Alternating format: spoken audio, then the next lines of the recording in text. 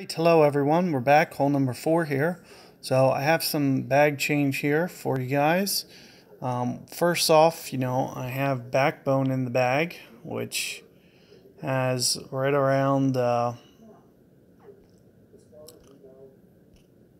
76 accuracy, 1.5 per ring. Additionally, let me put thorn back on, but I also have machete in my bag if you weren't paying attention. And this machete here is at 80 accuracy. It's probably going to play relatively close to maybe 3 per ring right now with the way that it's kind of set up.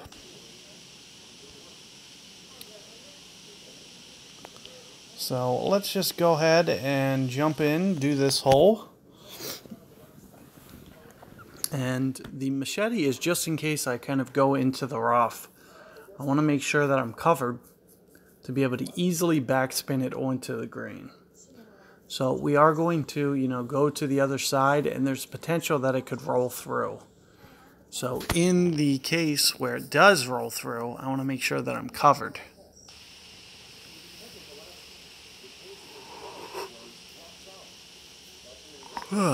So here you can see that we got, crosswind on this hole.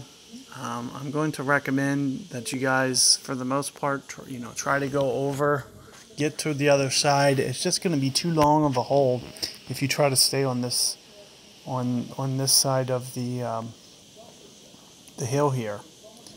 So here you can see my opponent with a little bit more power than me, with an extra mile 6, and being able to get it over to the other side here with a marlin ball.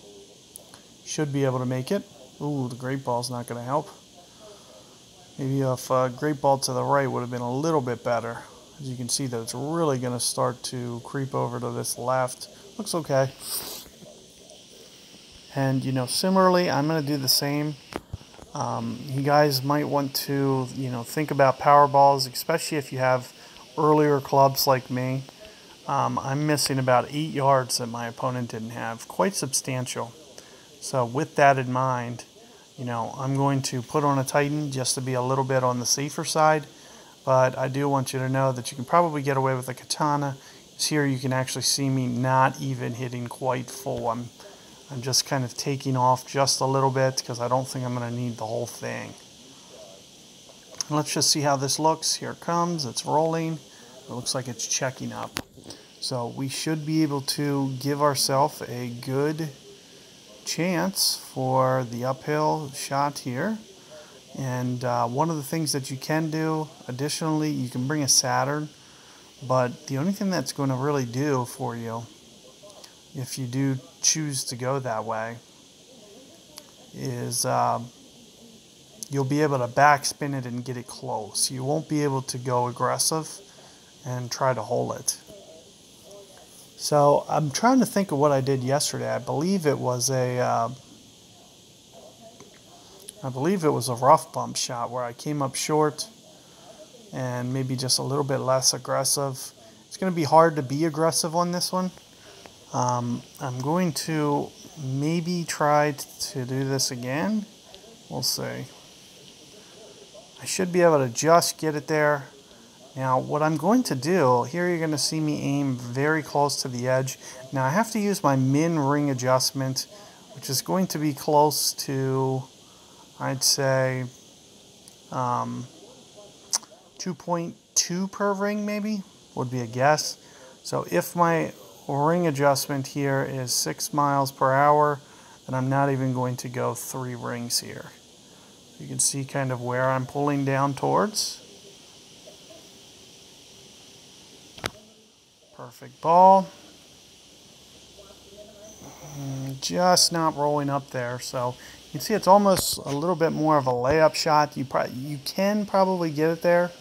It would just require you to, get very aggressive and land very close to the edge of the top edge of the rough. Might not be worth the risk, though, to be honest with you. Especially with early on clubs. I feel a little bit more confident. As my backbone or whatever increases, the accuracy increases, all the ball guide and stuff like that, you start to get a little bit more aggressive then.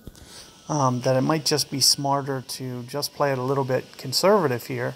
Just keeping in mind that, you know, if you're at min club, make sure you're using a min number. If you're at max club, you know, use a max number.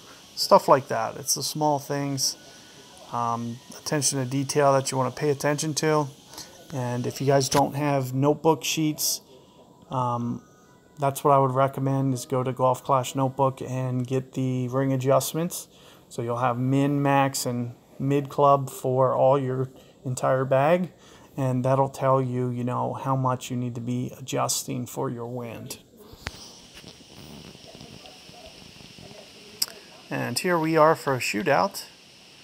So let me see if I can't bounce this off this fairway here. I'm going to try to go right in here. And maybe right around 6 rings or so. You know, you can see that I'm 1 ring onto that fairway.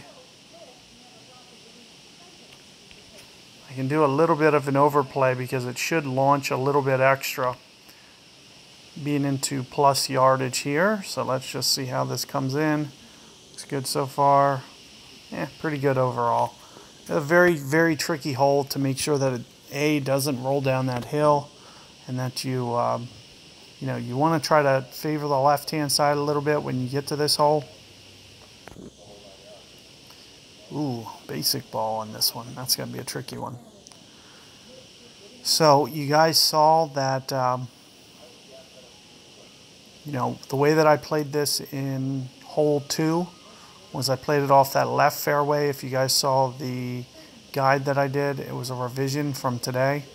If you guys will, you know, had a driver as well, you know, a high level rocket, a rocket 10 for instance, is probably, you know, the best club for you to go for, just to be able to crank up the backspin and ensure that you can easily get the birdie on this one, to make sure that you're error free and everything. But you know, good luck with that 4th hole, guys, and hopefully you guys can get that one to, you know, at least avoid the mistake. So the best way that I recommend is kind of the bag that I brought today, and being able to, you know, make sure that you're on the other side of that river is going to make your life a lot easier. But you know, good luck there, guys, and catch you guys for hole 5 coming up.